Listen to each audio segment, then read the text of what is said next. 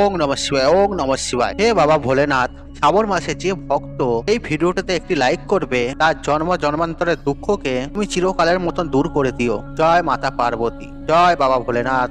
বন্ধুরা, আজকের এই ভিডিওতে শ্রাবণ মাসে বেশ কিছু উপায় হিসেবে জানাবো যে উপাচারগুলি একটি ঘরের মহিলাকে অবশ্যই করা দরকার, আর বিবাহিত মহিলারা এই উপাচারগুলি অবশ্যই করবেন। আর এই শ্রাবণ মাস সেটা কুমারী মেয়ে হোক বিবাহিত মেয়ে, আর প্রত্যেকেরই জন্য এই মাস গুরুত্বপূর্ণ। আর একজন মহিলার পা থেকে মাথা পর্যন্ত অত্যন্ত গুরুত্বপূর্ণ মনে করা হয়, বিশেষ করে এই শ্রাবণ মাসে। আর এই শ্রাবণ মাসকে গঙ্গা জলের মতন পবিত্র বলে মনে করা হয়। আর এই শ্রাবণ মাসে যে ভক্তগণ স্বচ্ছ মনে ভক্তি সহকারে মহাদেবের শরণে যান, আর সমস্ত মনস্কামনা সমস্ত ইচ্ছা যে মহাদেব এবং মাতা পার্বতী অবশ্যই কিন্তু পূর্ণ করে দেন। আর করবে না নি কেন? আমরা সকলেই মাতা পার্বতীর এবং ভগবান শিবেরই সন্তান।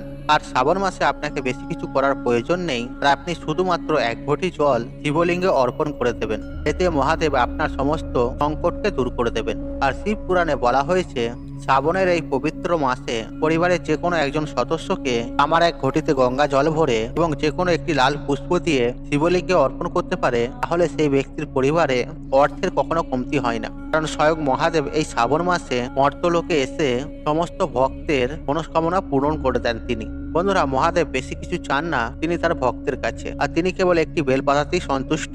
আর আপনি শুধুমাত্র যদি স্বচ্ছ মনে ভক্তি ও নিষ্ঠা সহকারে মহাদেবকে জল অর্পণ করতে পারেন, তাহলে মহাদেব আপনার বাড়িতে নিবাস করতে শুরু করবেন। আর বড় থেকে বড় রাক্ষসকেও মহাদেব নিজে কিন্তু দর্শন দিয়েছেন। আর সেখানে তো আমরা একজন সাধারণ মানুষ, আর রাক্ষসদের মতন আমাদের স্বভাব কিন্তু ততটা খারাপ নয়। সেক্ষেত্রে মহাদেবের আশীর্বাদ তো আমরা কিন্তু অবশ্যই প্রাপ্তি করতে পারি। আর শাস্ত্র বলছে, যদি আপনার মাতা পিতা না থেকে থাকে, তাহলে আপনি মহাদেবকে এবং মাতা পার্বতীকে মা বাবা মনে করে একবার দেখুন, এবং আপনি মনের ভক্তি ও শ্রদ্ধা থেকে মনের অন্তর্গত থেকে আপনি মাতা পার্বতীকে এবং বাবা মহাদেবকে দেখেই দেখুন। এমনটা কখনোই হবে না ছেলে ডাকছে তার মাতা পিতা কখনো আসবে না, এরকম কোনোদিনই হবে না। তিনি আপনার সমস্ত ইচ্ছাকে অবশ্যই পূর্ণ করে দেবে। আর শিব হচ্ছে জগৎ পিতা। বন্ধুরা, যদি আপনি মহাদেবকে ভালোবেসে থাকেন আর মহাদেবের উপর যদি আপনার ভক্তি থেকে থাকে, তাহলে কমেন্ট বক্সে স্বচ্ছ মনে অবশ্যই আপনি হর হর মহাদেব লিখবেন। আর আলোচনা শুরু করার আগে আপনাদের কাছে একটা ছোট্টই অনুরোধ, আর আপনি যদি এখনো পর্যন্ত চ্যানেলটিকে সাবস্ক্রাইব না করে থাকেন, তাহলে সাবস্ক্রাইব করে পাশে বেল আইকনটি অন করার অনুরোধ রইল। বন্ধুরা, এই শ্রাবণ মাসে বিবাহিত মহিলাদের জন্য এমন কিছু কার্য রয়েছে যেগুলি স্বামীর উন্নতির জন্য তাদেরকে কিন্তু অবশ্যই করা প্রয়োজন। বন্ধুরা, আজকের এই ভিডিওতে আপনাদেরকে এক একটি করে সেই উপাচার সম্পর্কে জানিয়ে দেব। আর সম্পূর্ণ তথ্যের জন্য আপনাকে অনুরোধ রইল ভিডিওটি আপনি সম্পূর্ণ দেখুন। বন্ধুরা, সবার প্রথমে আপনাদেরকে জানাবো এই শ্রাবণ মাসে মহিলাদেরকে কি করা প্রয়োজন। বন্ধুরা, শ্রাবণ মাসের মহাদেবের পুজো এবং আরাধনা করার সাথে সাথে আর মাতা পার্বতীর পূজাও কিন্তু আপনাদের করা প্রয়োজন। আর ব্রত করুন বা নাই করুন, মাতা পার্বতীকে সিঁদুর এবং যে কোনো লাল পুষ্প অবশ্যই কিন্তু অর্পণ করবেন। আর এতে দেখবেন আপনার স্বামীর যদি কোনো রকম স্বাস্থ্যগত সমস্যা থেকে থাকে, তাহলে তো আপনাকে অবশ্যই এই কার্যটি অবশ্যই করতে হবে। আর মাতা পার্বতী তার ভক্তকে কখনোই কিন্তু নিরাশ করে না। বন্ধুরা, দ্বিতীয় যে কার্যটি প্রত্যেকেরই করা প্রয়োজন, সেটি হচ্ছে আর প্রতিটি বিবাহিত মেয়েকে বা যে কোনো মেয়েকে সবুজ রঙের চুড়ি, সবুজ রঙের শাড়ি অবশ্যই কিন্তু পরা উচিত। আর এমনটা করলে মাতা পার্বতী এবং ভগবান শিব আপনার প্রতি অত্যন্ত প্রসন্ন হবে এবং তাকে সদা সৌভাগ্যে থাকা বরদান প্রাপ্তি করেন, তার স্বামীকে দীর্ঘায়ু থাকার বরদান দেন। সেই জন্য মা বোনেরা আপনারা এই পবিত্র শ্রাবণ মাসে সবুজ রঙের চুড়ি বা সবুজ রঙের বস্ত্র বা কাপড় অবশ্যই কিন্তু ধারণ করুন বা পরবেন। তাছাড়া আপনি লাল, হলুদ, সবুজ এগুলোও কিন্তু আপনি পড়তে পারেন। এতে মাতা পার্বতী অত্যন্ত প্রসন্ন হন। কিন্তু বন্ধুরা, একটা কথা মনে রাখবেন, আর মা বোনেরা কালো রঙের পোশাক বা সাদা রঙের পোশাক কখনোই কিন্তু পরবেন না, মানে বস্ত্র পরবেন না। আর বিশেষ করে যারা বিবাহিত মহিলা রয়েছেন, কারণ বিবাহিত মহিলাদের জন্য আর এই রংটি কিন্তু অত্যন্ত অশুভ, আর বিশেষ করে এই শ্রাবণ মাসের জন্য। আর আমাদের বেদ অনুসারে যখন থেকে এই সৃষ্টির রচনা হয়েছে, তবে থেকেই কিন্তু একজন নববধূকে লাল রঙের শাড়ি পরানো হয়। লাল, সবুজ, গোলাপি, মেরুন, অরেঞ্জ কালার, আর এই সমস্ত কালারগুলিকে নববধূকে কিন্তু পরানো হয়।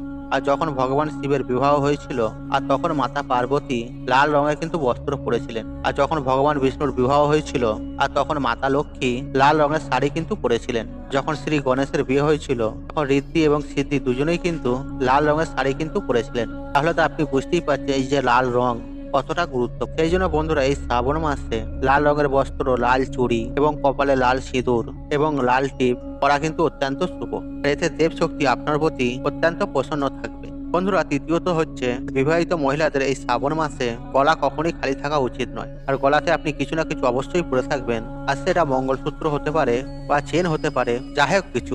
আর বিশেষ করে যারা বিবাহিত মহিলারা রয়েছেন আর তাদের জন্য মঙ্গলসূত্র পরে থাকা অত্যন্ত কিন্তু ভালো।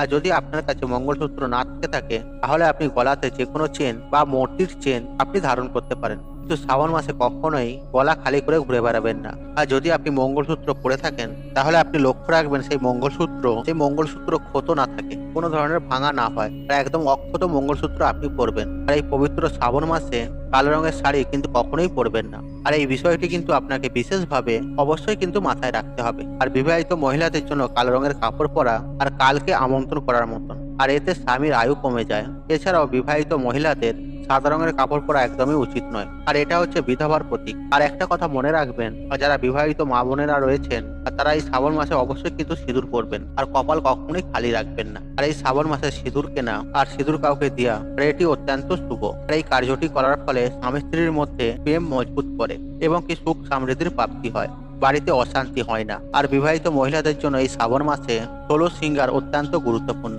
আর যেটি প্রত্যেকেরই করা প্রয়োজন। আর যদি আপনি সম্পূর্ণ মাস ধরে না করতে পারেন তাহলে এই শ্রাবণ মাসে যেমনটি আপনাকে বললাম, মঙ্গলসূত্র, সিঁদুর, টিপ, চুড়ি, সবুজ রঙের শাড়ি বা লাল রঙের শাড়ি এগুলি আপনি অবশ্যই পরবেন। আর অবশ্যই আপনাকে এই শ্রাবণ মাসে পায়ে আলতা, নূপুর, বিছিয়া এগুলি অবশ্যই পরবেন। দেখুন বন্ধুরা, যখন বিবাহিত মহিলারা বা কুমারী মা বোনেরা পায়ে যখন নূপুর পরে তখন বাড়িতে কিন্তু একটা শুভ শক্তি বিরাজ করে। পায়েলের যে ঘুমরু রয়েছে তার ফলে বাড়িতে পজিটিভিটি বাড়ে, আর তার আওয়াজে মাতা লক্ষ্মী অত্যন্ত প্রসন্ন হন এবং স্বয়ং আপনার বাড়িতে পদার্পণ করেন, আপনার স্বামীকে আশীর্বাদ করেন। আর সেই জন্য মা বোনেরা আপনারা এই পবিত্র শ্রাবণ মাসে অবশ্যই কিন্তু নূপুর পরবেন। আর এমনটা করার ফলে আপনার বাড়িতে ধনধান্যের কখনোই কমতি হবে না। এই শ্রাবণ মাসে যে কোনো সাজগোজের জিনিস, আর সেটা আলতা হতে পারে, সিঁদুর হতে পারে, মঙ্গলসূত্র হতে পারে, টিপ হতে পারে, নূপুর হতে পারে, এই জিনিসগুলি কেনা অত্যন্ত শুভ। আর যদি আপনার পক্ষে সম্ভব হয় এগুলি আপনি দানও করতে পারেন। আর এর ফলে কিন্তু অত্যন্ত আপনি পুণ্য লাভ করবেন।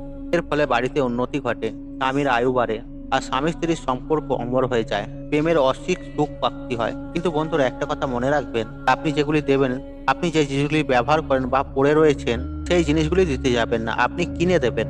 আর মা বোনেরা এই পবিত্র শ্রাবণ মাসে মেহেদি আপনারা অবশ্যই পরবেন। আর প্রতিটি বিবাহিত হোক বা অবিবাহিত মহিলা হাতে মেহেদি পরা অত্যন্ত কিন্তু শুভ, আর এতে মাতা পার্বতীর আশীর্বাদ প্রাপ্তি হয়। আর এই পবিত্র শ্রাবণ মাসে ভগবান শিব এবং মাতা পার্বতী পুজো আরাধনা করার সাথে সাথে যদি আপনি এই কার্যগুলি করতে পারেন তাহলে মহাদেব আপনার প্রতি অত্যন্ত প্রসন্ন হবেন এবং আপনার যে মনস্কামনা আর সেটা কিন্তু অবশ্যই পূর্ণ হতে পারে।